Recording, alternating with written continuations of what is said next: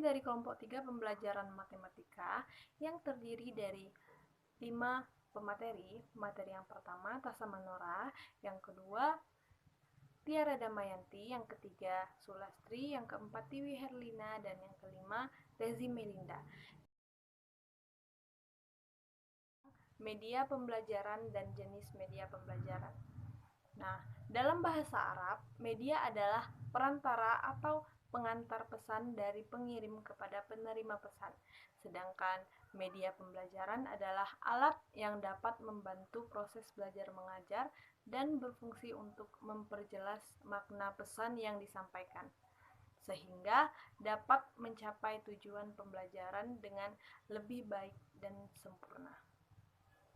Nah, menurut Herman Suherman menjelaskan terdapat beberapa media yang dikenal dalam pembelajaran, antara lain yang pertama yaitu media non-project seperti fotografi, diagram, sajian, dan model-model.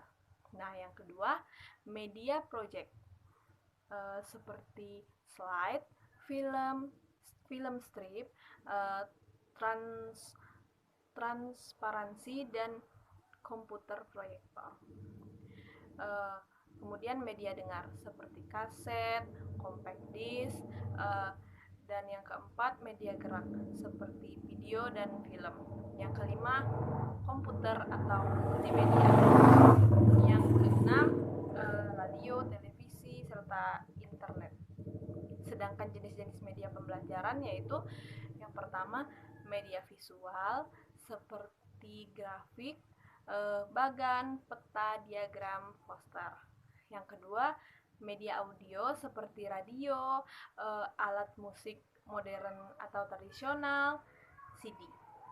Yang ketiga, media audio visual seperti televisi, sinema, film, VCD. Yang keempat yaitu multimedia seperti komputer dan laptop. Itu saja yang dapat saya sampaikan. Materi selanjutnya akan dijelaskan oleh teman saya Tiara Damayanti. Di sini saya akan melanjutkan materi dari teman saya, yaitu alat peraga pembelajaran matematika. Istilah alat peraga sering mengaitkan istilah media pembelajaran. Alat peraga matematika dapat diartikan sebagai suatu perangkat benda konkret yang dirancang, dibuat, dan disusun secara sengaja yang digunakan untuk membantu menanamkan dan memahami konsep-konsep atau prinsip-prinsip dalam matematika. Matematika kita sering menggunakan alat peraga. Dengan menggunakan alat peraga, maka 1. Proses belajar mengajar termotivasi, baik siswa maupun guru, terutama untuk siswa, minatnya akan timbul, ia akan senang, terangsang, tertarik, dan karena itu ia akan bersikap positif terhadap pembelajaran matematika. 2. Konsep abstrak matematika tersajikan dalam bentuk konkret dan karena itu lebih dapat dipahami dan dimengerti dan dapat ditanamkan pada tingkat-tingkat yang lebih rendah. 3. Hubungan antara konsep abstrak matematika dengan benda-benda di alam sekitar akan lebih dapat dipahami. 4. Konsep-konsep abstrak yang tersajikan dalam bentuk konkret, yaitu dalam bentuk model matematika yang dapat dipakai sebagai objek penelitian maupun sebagai alat untuk meneliti ide-ide baru dan relasi baru menjadi bertambah banyak. Ada beberapa hal yang harus diperhatikan dalam membuat alat peraga pembelajaran, yaitu 1. Tahan lama, dibuat dari bahan-bahan yang cukup kuat. 2. Bentuk dan warna menarik. 3. Sederhana dan mudah dikelola atau tidak rumit. 4. Ukurannya sesuai atau seimbang dengan ukuran fisik anak. 5. Dapat menyajikan dalam bentuk real, gambar, atau diagram sesuai dengan konsep matematika. 6. Sesuai dengan konsep. 7. Dapat menunjukkan konsep matematika dengan jelas. 8. Peragaan itu supaya merupakan dasar bagi tumbuhnya konsep abstrak. 9. Bila kita juga mengharapkan agar siswa belajar aktif sendiri atau berkelompok, alat peraga itu supaya dapat dimanipulasi, itu dapat diraba, dipegang, dipindahkan, dan diutak-atik atau dipasangkan dan dilepas dan lain-lain. 10.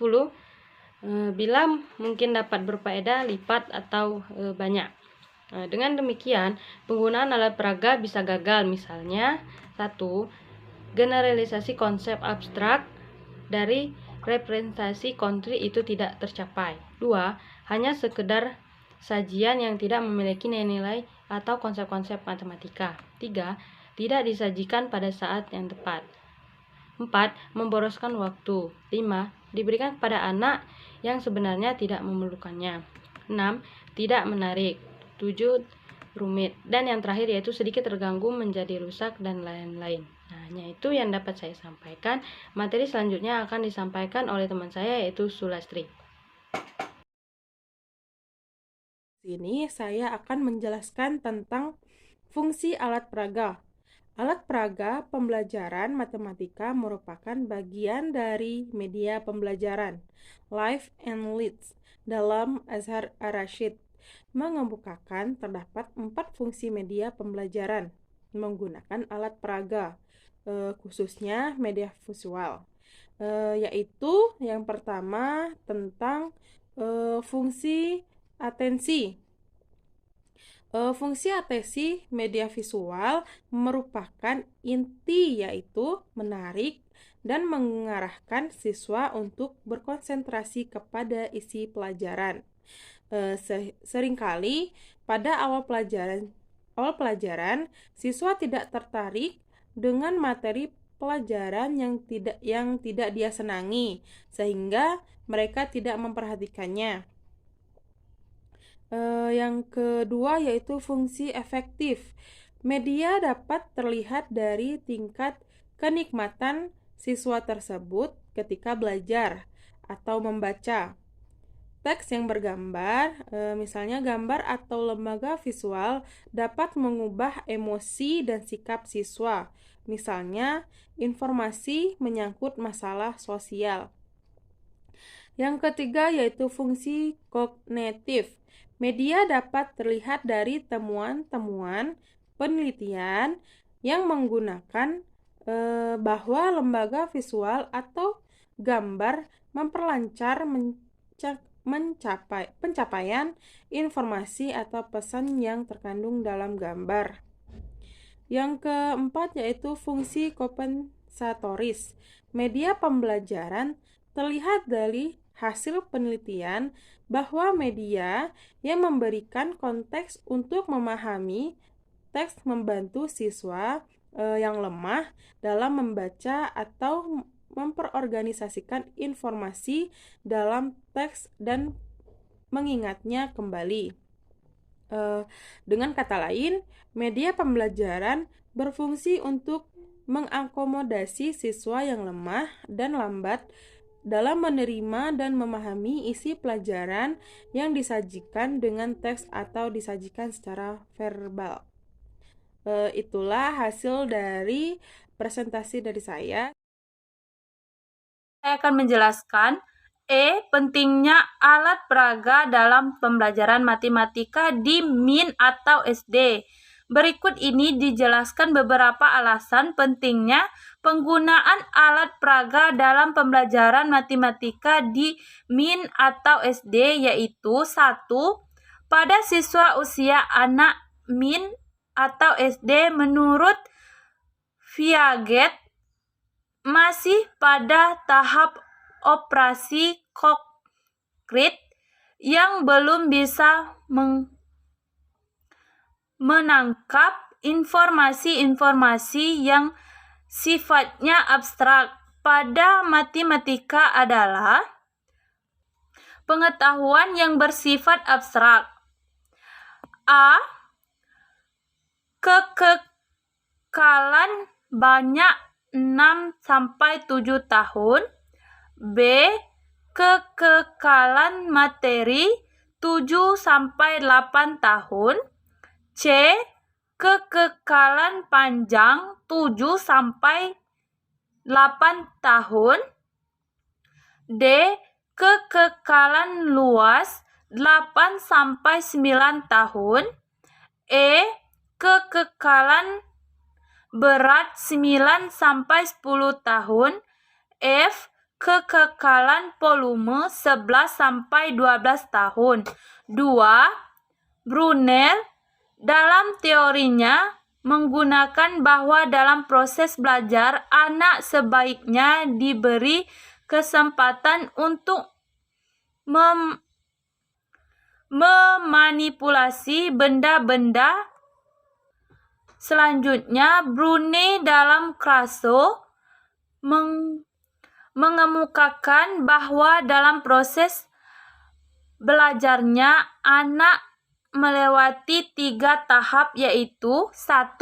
Tahap enaktif, 2. Tahap ikon atau tahap gambar bayangan, 3.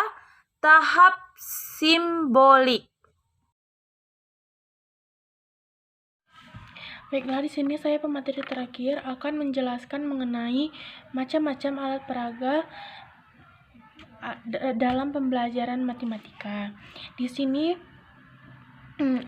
macam-macam alat peraga itu digolongkan menjadi beberapa bagian. Yang pertama adalah alat peraga kekekalan luas. Di sini adalah kekekalan luas adalah alat yang mengukur luas dari bangun-bangunan geometri, misalnya seperti luas daerah persegi, lingkaran, tabung, prisma, bola, dalil Pythagoras, dan lain sebagainya. Nah, yang kedua adalah alat peraga kekekalan panjang. Di sini adalah yaitu untuk menghitung panjang dari sesuatu. Misalnya tangga garis bilangan, neraca bilangan, mistar hitung, dan juga batang Cuecenre. Dan yang ketiga adalah alat peraga kekekalan volume ukuran. Jadi di sini alat peraganya adalah untuk mengukur atau yang berfungsi untuk menghitung volume dari suatu bangunan geometri. Misalkan seperti volume balok, kubus, bola, prisma, tabung, dan sebagainya. Dan yang selanjutnya adalah alat peraga kekekalan banyak absus biji. Misalnya di sini adalah kartu nilai, lidi, atau bilangan Romawi. Dan yang kelima adalah alat peraga untuk percobaan dalam teori. Di sini misalnya teori yang digunakan atau mungkin pelajaran yang digunakan dengan alat peraga ini adalah peluang.